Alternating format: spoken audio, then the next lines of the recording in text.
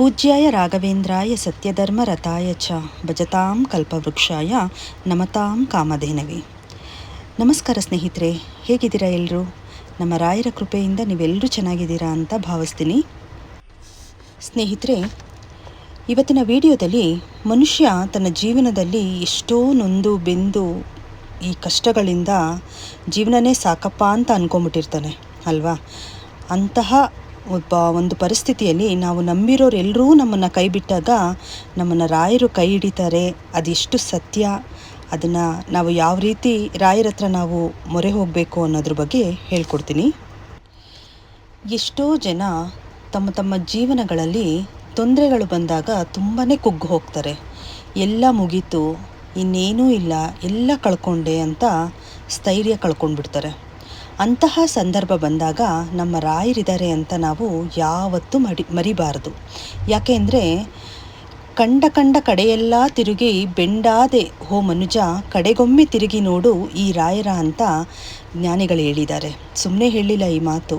ನಾವು ಎಲ್ಲೆಲ್ಲೋ ತಿರುಗಿ ಯಾರ್ಯಾರ ಸಹಾಯನೋ ಕೇಳಿಕೊಂಡು ಎಲ್ಲೂ ನಮಗೆ ಯಾವ ರೀತಿಯಾದ ಒಂದು ಸಹಾಯ ಕೂಡ ದೊರೆಯಲ್ಲ.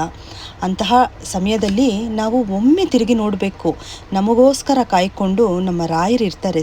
ನಮ್ಮನ್ನು ಕೈ ಹಿಡಿದು ಮೇಲಕ್ಕೆ ಎತ್ತಕ್ಕೋಸ್ಕರನೇ ನಮ್ಮ ರಾಯರು ಇರ್ತಾರೆ.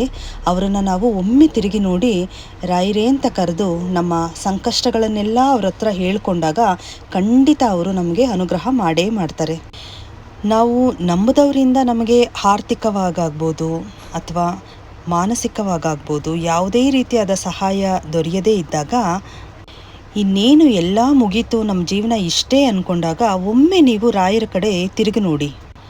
ಅವರ ಮುಂದೆ ಕೂತ್ಕೊಂಡು, ತಂದೆ, ನಿನ್ನನ್ನು ಕಡೆಗಣಿಸಿ ನಾನು ಬೇರೆ ಎಲ್ಲ ಪ್ರಯತ್ನಗಳನ್ನ ಪಟ್ಟೆ, ಆದರೆ ನನಗೆ ಕೊನೆಗೆ ನೀನೇ ದಾರಿ ಅಂತ ತಿಳ್ಕೊಂಡು ಇವಾಗ ನಿನ್ನ ಪಾದದಡಿ ಬಂದಿದ್ದೀನಪ್ಪ.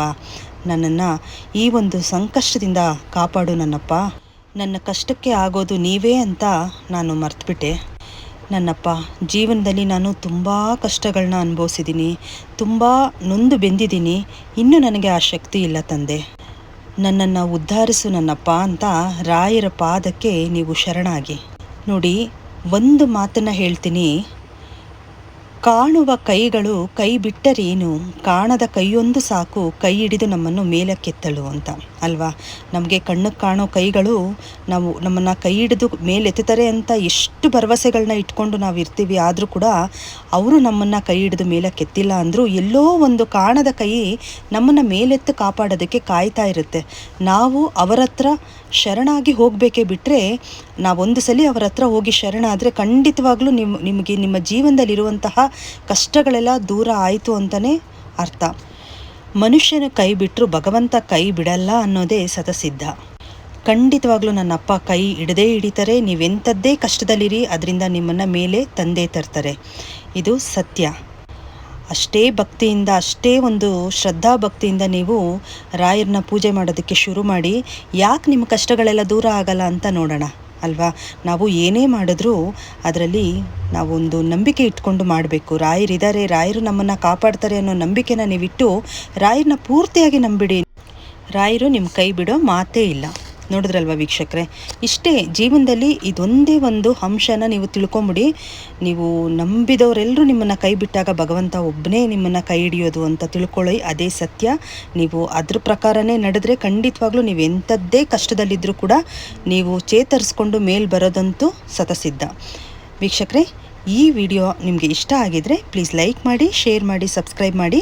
ಹಾಗೆ ಇನ್ನಷ್ಟು ರಾಯರ ವಿಚಾರಗಳನ್ನ ನಾವೆಲ್ಲರೂ ತಿಳ್ಕೊಳ್ಳೋಣ, ನಾವೆಲ್ಲರೂ ರಾಯರ ಸೇವೆಗೆ ಮುಂದಾಗೋಣ ಅಂತ ತಿಳ್ಕೊಂಡು ಇವತ್ತಿನ ವಿಡಿಯೋನ ನಾನು ಮುಗಿಸ್ತಾ ಇದ್ದೀನಿ. ನಮಸ್ಕಾರ.